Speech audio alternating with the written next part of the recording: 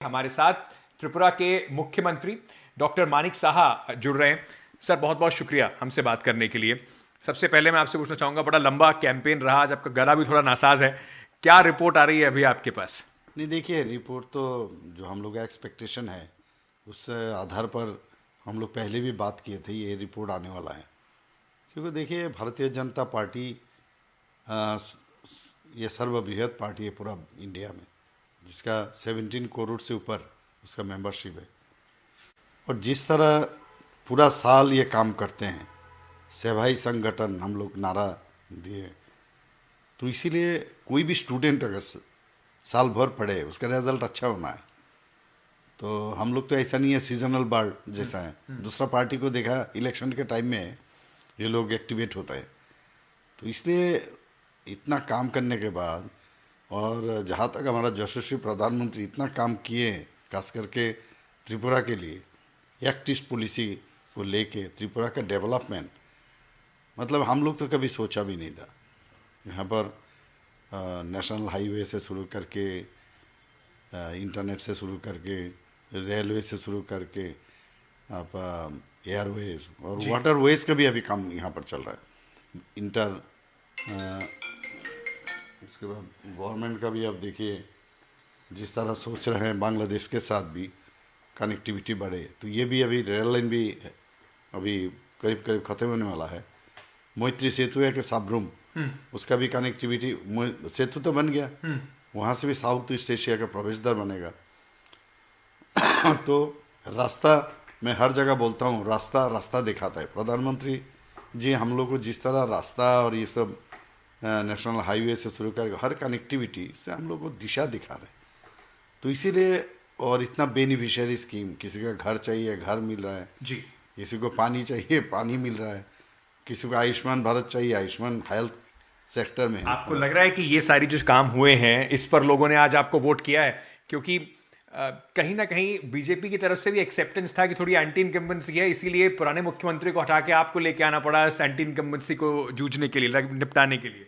नहीं, ऐसा बात नहीं है। हम लोग के यहाँ किसी को हटाने वाला चीज़ नहीं है, उनको दूसरा काम दिया है और राज्यसभा का सदस्य बनाया है, उसके बाद हरियाणा का प्रभारी भी बनाया है। ऐसा कोई सोच नहीं है आज मैं हूँ कल यहाँ भी नहीं भी रह सकता हूँ।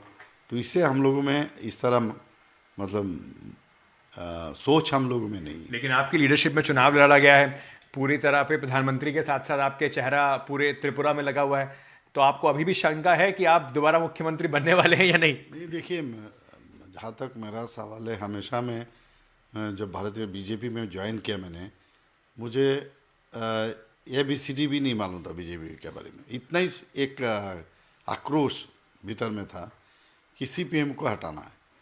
क्योंकि मैंने देखा, जब मैं पहले तो मैं डॉक्टरी पास करने के बाद सर्विस में ज्वाइन नहीं किया था, मेरा फैमिली में भी कोई सर्विस में नहीं था, तो प्राइवेट ही प्रैक्टिस करते थे। उसके बाद क्योंकि मैं डॉक्टर्स एसोसिएशन का सेक्रेटरी बने थे जी, तो हमेशा जाना पड़ता था ये काम। तो ये लोग कम्युनिस्ट वाले हमेशा कहते हैं ये मेरा आदमी बनो, ये मेरा आदमी बनो, ये जो चीज़ है, तो हमेशा मुझे ये खटकता था, ये अरे मेरा आदमी क्यों? मैं तो जनरल माने जनरल पब्लिक भी हो सकता हूँ, लेकिन इन लोगों का ऐसा नहीं है। तो इसके खिलाफ मेरा हमेशा आवाज़ रहा। तो इसलिए वहाँ से फिर जब सर्विस में ज्वाइन किया, तो इसी के कारण मैंने देखा बहुत सारा जगह इतना ट्रांसफ़र किया, मैंने त्रिपुरा में हर जगह ट्रांसफ़र। उसके बाद मैंने कहा, और मैं एक ही ओरल एंड मैक्सिलोफेशियल सर्जन थे त्रिपुरा में, first oral and maxillofacial surgeon थे।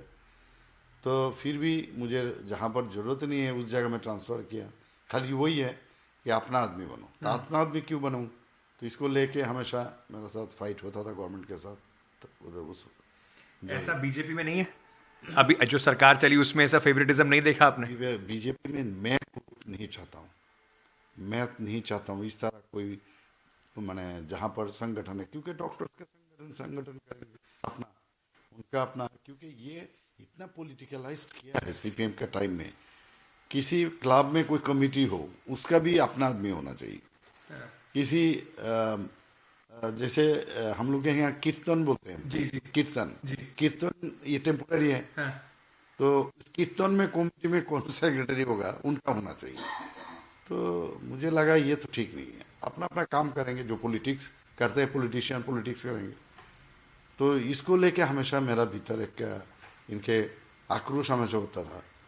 फिर मेरा निजी जीवन में देखिए, मैं जब उसके बाद तंग आके मैंने मेडिकल कॉलेज का दिया था। मेडिकल कॉलेज में असिस्टेंट प्रोफेसर के लिए मैंने अप्लाई किया था। तो गवर्नमेंट मेडिकल कॉलेज में मैं अकेला ही सर्जन था, डेंटिस्ट में, मैक्सिलोफेशियल सर्जन।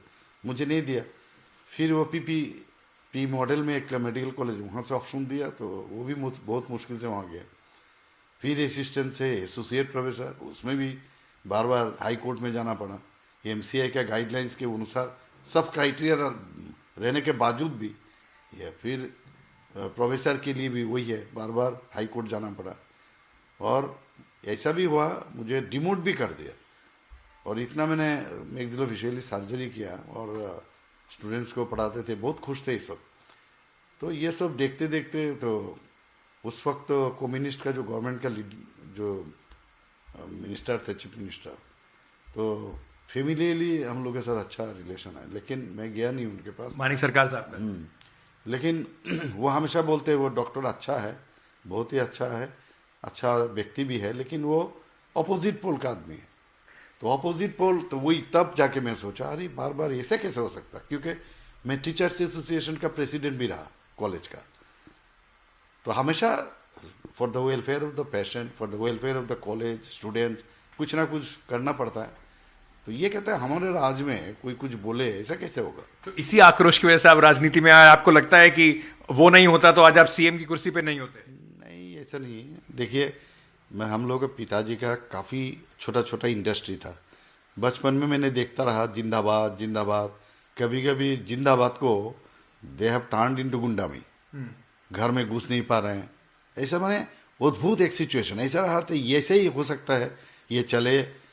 तो जब प्रधानमंत्री जी नारा दिए हैं, सबका साथ सबका विकास और विश्वास और प्रयास, तब मुझे लगा ये एक पार्टी है जिसमें हम लोग आके कुछ ये जिस तरह सोचते हैं ये लोग, इनके अगेंस्ट में कुछ बोल सकते हैं, कर सकते हैं। इस बार आपका जो कंपटीशन है वो बता रहे हैं कि बहुत टफ इसलिए भी है कि जो आपके प्रतिद्वंदी हैं वो इकट्ठे हो गए, लेफ्ट और कांग्रेस इकट्ठा हो गया है। दूसरी तरफ त्रिपुरा मोथा भी है। तो पहले लेफ्ट और कांग्रेस के इकट्ठा होने से अब क्योंकि चुनाव खत्म हो गया है, तो ईमानदारी से आपको लगता है कि कुछ परेशानी हो सकती है आप लोगों को? नहीं, देखिए, ये बहुत ही ये लोग ये तो आप इनका इच्छा के अनुसार ये हुआ है। लेकिन मुझे लगता है they have lost their minds, क्योंकि कम्युनिस्ट और कांग्रेस एक साथ होना, और ये वेस्ट बंगाल में भी ये लोग किया है, उसका रिजल्ट आप देख चुके हैं।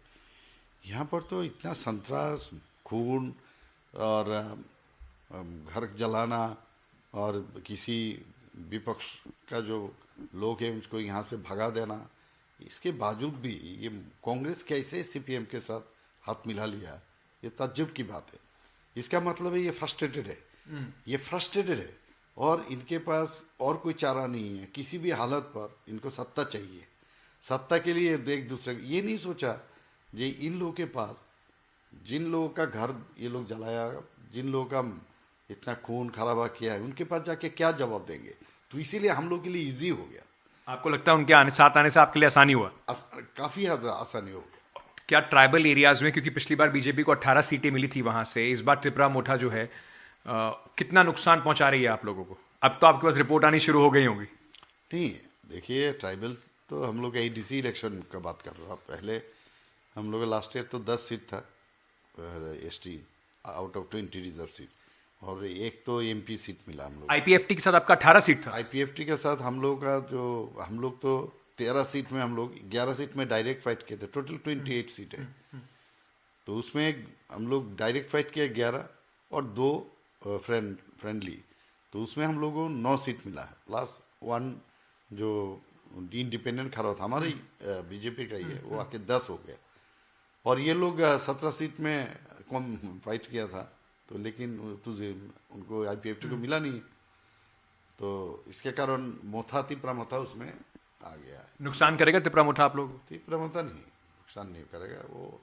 इनका भी कोई क्लियर कट कॉन्सेप्ट है नहीं है रिगार्डिंग। पर आप लोग बातचीत तो कर रहे थे उनको अपने साथ लाने की। नहीं, जनजाति के लिए अच्छा करने के लिए ये तो हमेशा बात करना चाहिए मेरे ख्याल से, क्योंकि ये भी जनजाति के लिए काम करना चाहते हैं, हम भी चाहते हैं, खास करके प्रधानमंत्री जी हमेशा चाहते हैं हमारा लीडरशिप भी चाहते हैं, इसीलिए बात तो चलना चाहिए। अगर जरूरत पड़ेगा तो क्या प्रद्युत देवबर्मन से फिर बात करेंगे? मान लीजिए चुनाव के बाद ऐसा लगता है कुछ सीटें कम पड़ रही हैं तो उनसे बात होगी क्या? नहीं, देखिए ये तो रिमोट चांसेस है, क्योंकि हम लोग बहुमत मिलेगा हम लोग को और एब्सोल्यूट मेजोरिटी लेके हम आएंगे। कितनी सीटें आ रही हैं सर? नहीं, मैंने तो पहले बताया, लास्ट टाइम हम लोग को 36 सीट मिला था अकेले बीजेपी को और 8 मिला था आईपीएफटी को, तो इस बार इससे ज़्यादा मिलेगा। मतलब ये आप अपने ये, क्योंकि अब सर चुनाव खत्म हो गया, अब आप जो कहेंगे उससे फर्क पड़ेगा नहीं, वोटर्स ने तय कर लिया है। ईमानदारी से कितनी सीटें आपको लग रहा है कि आने वाली है? नहीं, मैं वही बता रहा हूँ ना, 40 सीटें आपको लग रहा है आ रही है? नहीं 36 के ऊपर मैंने बताया, 36 के जरूर ऊपर मिलेगा हम लोगों को। एक सवाल मैं आपसे दोबारा ये पूछना चाहता हूँ कि जब मैं यहाँ से जाऊँगा 2 तारीख को रिजल्ट आएगा, तो ओथ इस बार मुख्यमंत्री के तौर पर मानिक साहा साहब ही लेने वाले हैं या उसमें भी अभी कुछ संशय है? नहीं, ये तो हमारा सेंट्रल लीडरशिप है, हमारा जो गार्जियन है, ये लोग निर्णय करेंगे और वो हम लोग उसी हिसाब से चलते हैं, उससे कोई फर्क नहीं पड़ता हमको। लेकिन अंत में इतने क्रूशल चुनाव में आपको बिल्कुल अंत में सीएम बनाया गया, तो समझ लीजिए आपकी लीडरशिप में चुनाव लड़ा गया है, तो आपको नहीं लगता कि इतने हार्डवर्क का अगर मान लीजिए बीजेपी जीतती है तो उसका रिवॉर्ड आपको मिलना चाहिए? नहीं, ये देखिए तो आप जो नेचुरल सोच में ही आता है, लेकिन इसके बावजूद भी आप क्वेश्चन पूछो, इसलिए मैं बोल रहा हूँ कुछ भी हो सकता है, अगर कुछ हो तो इससे कोई फर्क भी नहीं पड़ता है मेरे लिए खासकर। पर कॉन्फिडेंट है आपकी बीजेपी की वापसी? कॉन्फिडेंट, एब्सोल्युटली मैंने कॉन्फिडेंट, और बीजेपी आएगा और बहुमत लेके आएंगे। बहुत बहुत शुक्रिया मानिक साहा साहब हमसे बात करने के लिए। ये शायद थोड़ा त्रिपुरा में है, जो मुख्यमंत्री होते हैं और इससे पहले वाले मुख्यमंत्री जिनका नाम भी मानिक सरकार था, बड़ा मतलब आपको लगेगा नहीं कि आप एक सीएम से बात कर रहे हैं, बड़े आम जन जैसे लोग हैं, उनके साथ वैसे ही सादे लोग यहाँ पे मुझे मिले, कम से कम मुख्यमंत्री के तौर पे। मानिक साहब काफ़ी कॉन्फिडेंट हैं।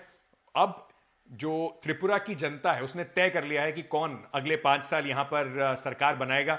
2 तारीख को फैसला आ जाएगा। फिर एक बार सर से बात करेंगे और पूछेंगे कि उनका अनुमान कितना सही निकला और कहाँ तक पहुंचा बीजेपी की बढ़त इस बार। छोटा सा एक ब्रेक ले रहे हैं, खबरों का सिलसिला जारी है।